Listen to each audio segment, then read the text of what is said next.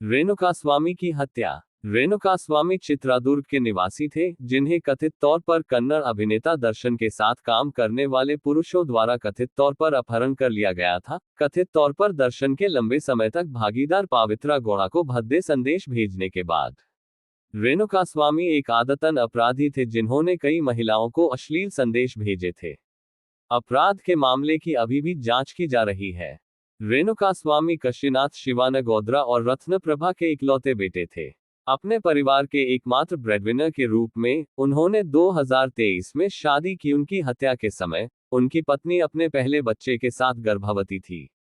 रेणुकास्वामी ने चित्रादुर्ग के एक फार्मेसी स्टोर में काम किया, जहां से उनका अपहरण कर लिया गया और बाद में बेंगलुरु में हत्या कर दी गई। यह आरोप लगाया गया है कि वह पावित्रा गौड़ा को अश्लील, नग्नता और आक्रामक संदेश भेज रहा था। रेणुकास्वामी ने ऐसा इसलिए किया क्योंकि उन्हें लगा कि अभिनेत्री अपनी मूर्ति के विवाहित जीवन को बर्बाद कर रही है। यह विवाद पावित्र गौड़ा के साथ दर्शन के संबंध के कारण पैदा हुआ, अभी भी अपनी पत्नी विजयलक्ष्मी से शादी करने के बावजूद।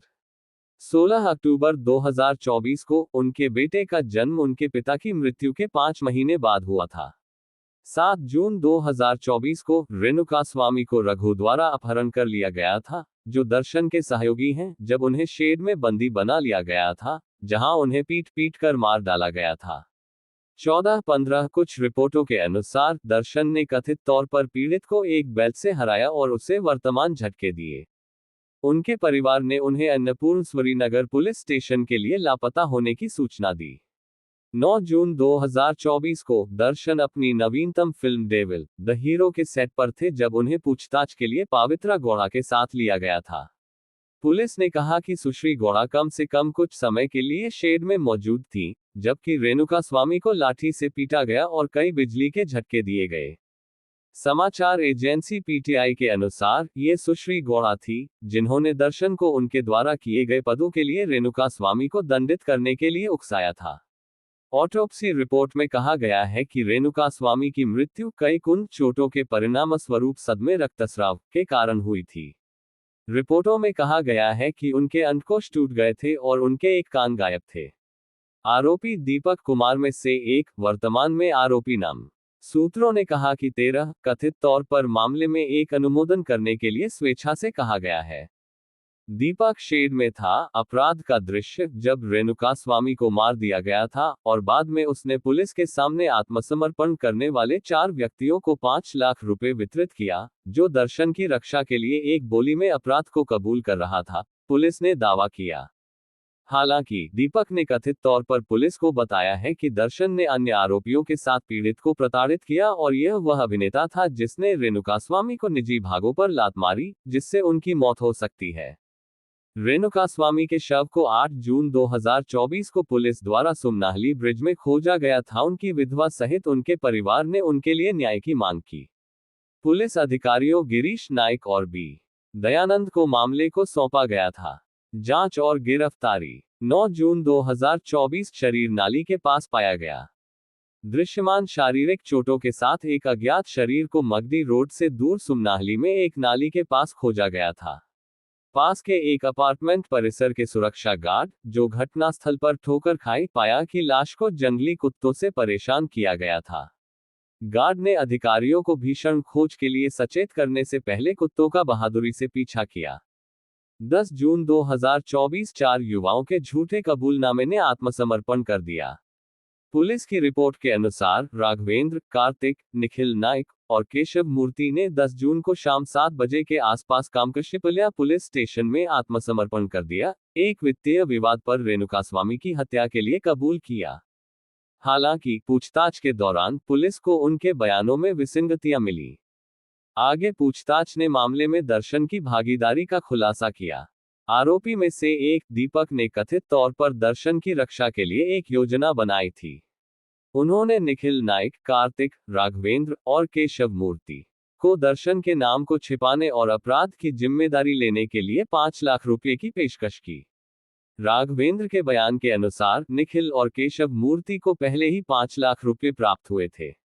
कार्तिक और राघवेंद्र के परिवारों को उनके कारावास के बाद पैसे का वादा किया गया था।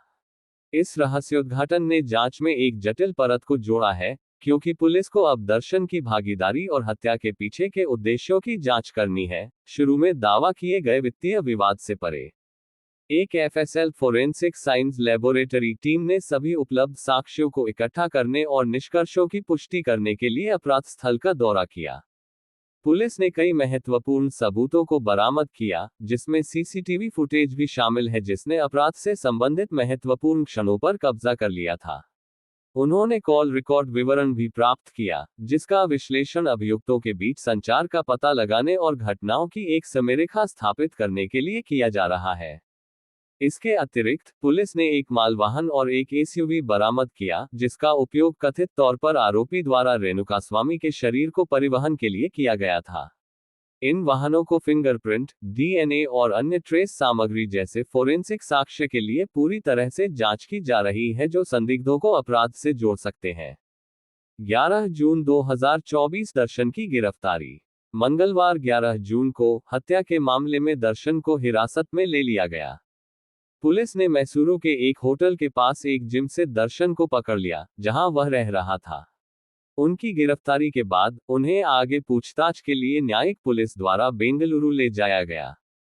उस दिन बाद में पुलिस ने रेणुकास्वामी के हत्या के मामले के बारे में एक महत्वपूर्ण घोषणा की। उन्होंने खुलासा किया कि अभिनेता दर्शन थोगुदीप, उनकी प्रेमिका पावित्रा गौड़ा और 11 अन्य लोगों को गिरफ्तार किया गया था।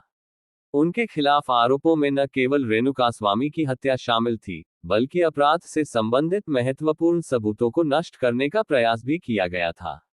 16 जून 2024 अदालत का मामला शुरू होता है। 16 जून को रेणुकास्वामी की हत्या के आरोपी सभी संदिग्धों को न्यायिक कार्यवाही के लिए अदालत के सामने लाया गया।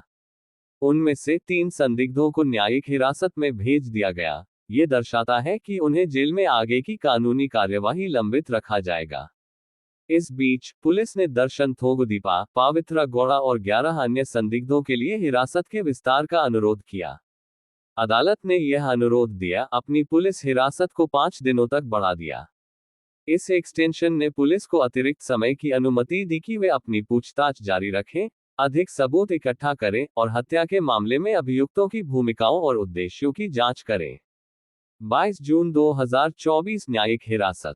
22 जून को जेल अधिकारियों ने औपचारिक रूप से दर्शन थोगुदीप को परपाना अग्रहारा जेल में इंडस्ट्रियल कैदी नंबर 6106 के रूप में नामित किया। उसके साथ रेणुकास्वामी के हत्या के मामले में शामिल अन्य संदिग्धों को बाद में कैदी की संख्या सौंपी गई। धनराज 6107, विनय 6108 और प्रदोष 6109। प्रारंभ में मामले और सुरक्षा चिंताओं की हाई प्रोफाइल प्रकृति के कारण दर्शन और सह अभियुक्त को जेल परिसर के भीतर एक उच्च सुरक्षा सेल में रखा गया था। हालांकि बाद में उन्हें आवश्यकतानुसार चिकित्सा मूल्यांकन या उपचार के लिए जेल अस्पताल में स्थानांतरित कर दिया गया। इसके बाद उन्हें जेल के भीतर इंडस्ट्रियल कैदियों के लिए निर्दिष्ट नियमित बैरक में स्थानांतरित कर दिया गया। इस मामले को 18 जुलाई और बाद में 28 अगस्त तक बढ़ाया गया। कथित तौर पर दारशान को कैद होने के दौरान दस्त और वजन घटाने का सामना करना पड़ा। वह कथित तौर पर बेहोश हो गया और ठीक हो गया। 25 अगस्त को 9 जेल अधिकारियों को निलंबित कर दिया गया था, क्योंकि उनकी एक तस्वीर सोशल मीडिया पर वायरल हो गई थी। 3 सितंबर 2024 को पुलिस ने दर्शन, गौड़ा और अन्य के खिलाफ एक चार्जशीट दायर की। 8 सितंबर 2024 को दर्शन ने रेणुकास्वामी को मारने की बात कबूल की। संबंधित विकास। इस मामले को कवर करते हुए न्यू इंडियन एक्सप्रेस के एक पत्रकार रक्षित गौड़ा पर 4 अज्ञात पुरुषों द्वारा हमला किया गया था। 18 जून को साइबर प्रौद्योगिकी में एक विशेष टीम ने जांच की कि क्या रेणुकास्वामी किसी अन्य व्यक्ति द्वारा हैकिंग या इम्पोस्टर का शिकार था, जो उसे गौड़ा के लिए एक भद्दा संदेश देता है। यह पता चला कि दर्शन के फार्म हाउस मैनेजर ने अप्रैल में अपनी जान ले ली।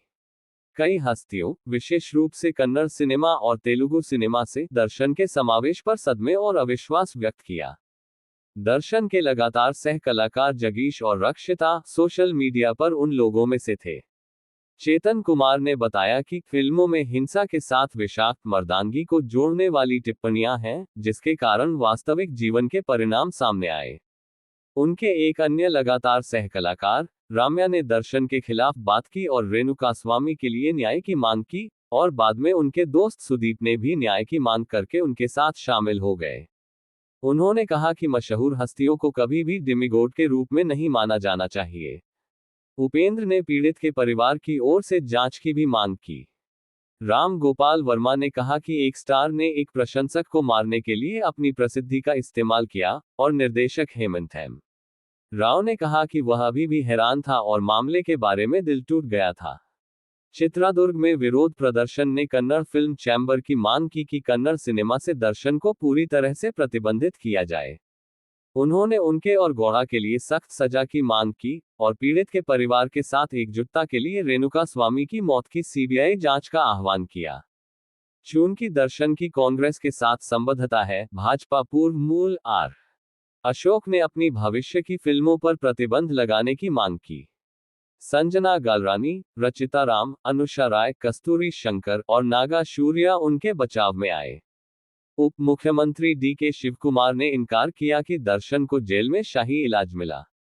दर्शन के 15 साल के बेटे विनेश गौड़ा की बेटी खुशी के साथ सोशल मीडिया पर साइबरबुलिंग का शिकार हुए। शिव राजकुमार, जिनके परिवार को थोगुदीपा परिवार को वर्षों से पता था, ने रेणुकास्वामी के परिवार और विनेश के प्रति गहरी सहानुभूति व्यक्त की थी। उनके सहकलाकार विनोद प्रभाकर ने 24 जून को केंद्रीय जेल में उनका दौरा किया। इसके बाद प्रेम और रक्षिता हुई। 5 जुलाई 2024 को सुमालता अम्बरीश ने मामले के बारे में सदमे व्यक्त किया। उसने कहा कि दर्शन उसके और उसके दिवंगत पति के बेटे की तरह थे। अगस्त 2024 में मलाश्री ने दर्शन को समर्थन व्यक्त किया। रेणुकास्वामी के माता पिता ने मुख्यमंत्री सिद्धारमैया से अपनी विधवा को नौकरी देने के लिए मुलाकात की।